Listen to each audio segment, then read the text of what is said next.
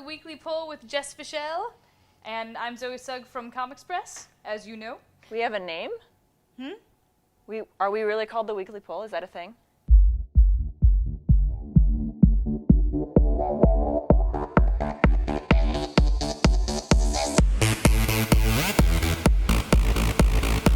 So, I'm actually super excited this week. Neil Adams is coming out with a new one. Neil Adams? Neil Adams! What is he coming out with? It's gonna...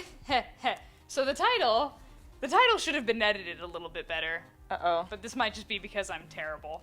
The title is Superman, The Coming of Superman. Which is both redundant and makes my nose bleed. But anyway...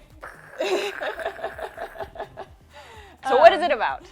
So that's actually, it looks pretty cool. I mean, we know Neil Adams he's done a bunch of stuff. He's in won a couple different cartooning awards in the Kirby Hall of Fame, all sorts of great stuff. This is a 6-issue written by him. Oh, and I forget, his claim to fame is he's the creator of Ra's al Ghul. So, yeah. So this is about Superman, though.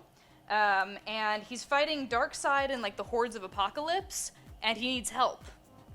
Because apparently being overpowered and super strong and laser vision, and apparently that wasn't enough for him. Oh.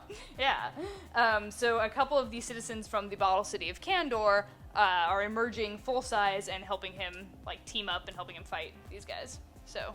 Yay, Supermans! Yeah. Yeah, it should be kind of fun. Like I said, Neil Adams is a legend, so either way we know it'll be a fun ride. Yeah, so. And it's a 6-issue miniseries. I like miniseries. I also like ongoing stuff, but I really like miniseries. Miniseries are just, they're so handleable. Yeah, you're just here's the thing, we're done, and moving on. That's good. Yeah. Yeah. Speaking of miniseries, I wanted to mention really quick before I get into my other stuff, Faith 2 is coming out this week, so there's still time to jump on this. It's a 4-issue miniseries from Valiant, and the reason Faith is amazing is because she's super lovable and funny and down-to-earth and awesome, and she can fly, and she's got, force powers. And by the way, she's overweight, so that's a thing. Nice. But she's really cool about it. So if you're into representation, she's just a really likable character. But that's coming out this week, and we love Valiant, we love this book, we love the people who are creating it, so there's still time to catch it. Get number 2 and get number 1. Do it. Do it now. Yeah. I know we have a couple extra copies back here. I can see them from here. Hey, Faith, yes. how you doing? Hi. So yeah, we have several copies back on the wall, so jump on it. Valiant, I think, was nice enough to send us extras or something. Because Valiant's awesome. Some free ones or they're something. One of the coolest publishers out there. They're really cool to their fans and their retailers. So yeah, every time we get promos from them, it's Marvel will get a poster, and then Valiant's here's some custom everything. We love you, Andy. Yeah, thanks guys. What else you got? All right, so my other thing, so this is actually by Max Bemis. We recently saw him in the store. Yeah, because he just came out with Polarity, or we just got Polarity into the store. Yeah. Max Bemis is known for being the lead singer of Say Anything, but he's also really gotten into comics. So this time he's actually writing for XMen. This is out of continuity, so it's got XMen from all eras. Also, really interesting, there's a new XMen. Right.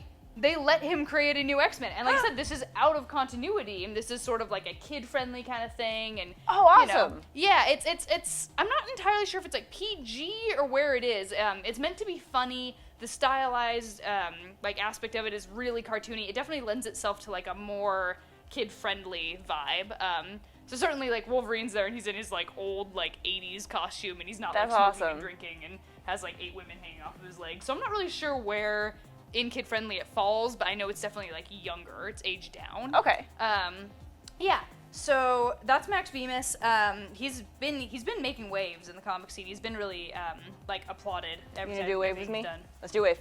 Woo! Did I do it? Was I timed okay? I think so. I think it was pretty good. We'll see how that looks later. But yeah, so this is introducing Bailey Hoskins.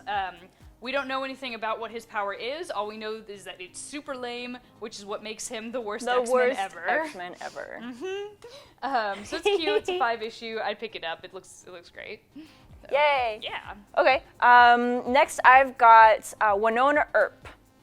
This is coming out from IDW. She's a character that was created in 1996 and was originally published through Marvel, and then its second series was published through IDW, and then there was another series, and I think this is the fourth iteration of Winona Earp. Okay. And there are two cool things you need to know about her. One, she is the great-granddaughter of Wyatt Earp, claim to fame. And also, she doesn't fight outlaws, she fights supernatural creatures like werewolves and demons and things. And she has a legendary gun that she got from her great-grandfather. So Buffy the Vampire Slayer meets Wild West? Yeah, and also definitely like supernatural. It's got a very supernatural vibe. Okay, all right. As far as I can tell. And on top of that, Sci-Fi picked up the rights, and they're making a TV show, which is debuting on April 1st. Okay. And the teaser trailers for that are out, so go ahead and take a look, see if it might be something you'd be into, and you can come read the comic. And it comes out this week, so you can know about her before this TV show starts. And then you get to see it before your friends, and they're like, oh, I love this part in the show, and you're like, that's not how it happened in the comic. I'm better because I read the comic. So I have no idea if it's going to follow the comic or not. I don't know if Bo Smith, the creator of Winona Earp, who's also writing the new series, I don't know if he was involved in the TV show's creation or writing. But Bo Smith is writing it, the creator, and then Laurie Ness is doing the art. Nice. Okay. So well, I kind of hope it's different, just for all of our hipster audience out there. Just we have the Flash, we have Arrow, we need something for our indie crowd, so we can feel superior when us and our friends watch TV. Well, there's that thing. I don't think anybody watches it though. The Walking Dead. Ugh, whatever. No one likes that show. Yeah. It's so mainstream now. Come on. But indie stuff. There's one last thing that I wanted to mention. Speaking of things that make my nose bleed. There's lots of nosebleeds in this one. I saved this one for last for two reasons. Number one, it's not it's not a single issue thing that's coming out. It's coming out in volumes, and this is volume 4. And the second reason is it's because it's one of my favorite stories out there right now. Getting ready for it. Getting ready for it. Get ready for it. Sunstone. This is a story that I would love to recommend to absolutely everybody at all times. But unfortunately, it's not a story that everybody would like. Yeah. But if you do like it, that kind of it's really difficult to explain. Well, it's more adult. It's adult. It's 18 plus. We keep them bagged. We keep them in closed, sealed bags so people can't flip through them because it is 18 plus. Yes, this is not for child eyes. No babies. It is also, I would say, not for the faint of heart, but it is accessible for the faint of heart. Yes. So this story is, it kind of, basically when we recommended it to people, I think, the reason you found it even was it was 50 the reason I found it. Right? Yeah, the reason I found it was people were like, oh, 50 Shades of Grey is so awesome. And I'm sitting here going, no, it's about abuse and an abusive relationship. So I started looking for stories about those types of relationships that was depicted in a healthy way. Yeah.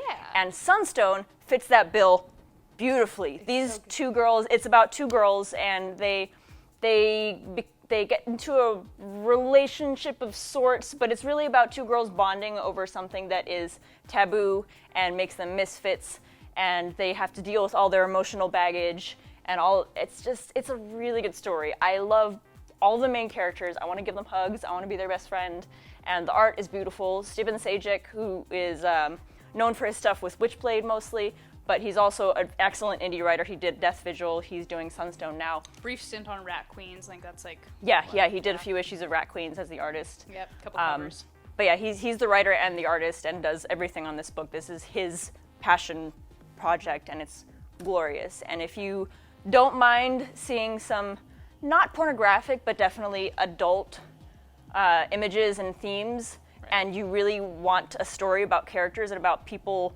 discovering things about themselves and working through in a healthy and positive way too. Healthy and not positive. in a creepy, weird, abusive way. Yeah. If you want to fall in love with two characters, read this book. Yeah, it's amazing. It's one of our favorites at the shop. I think everybody at the shop reads it. So it's really good, you guys. I mean, I'm not saying it was a job requirement, but it was kind of a job requirement. So it's really good. Volume 4 comes out this week. So please pick that up if you haven't. It's really good. It's Yeah. Just gonna do one of those now. I'm not gonna touch it. I'm just not gonna touch your bloody nose all over the place. Yep. All right, I think that's the end of this video now. She needs to go wipe up. I have to go clean up now. Our videographer's face is just alpha right now. It's great. Yay, we love you.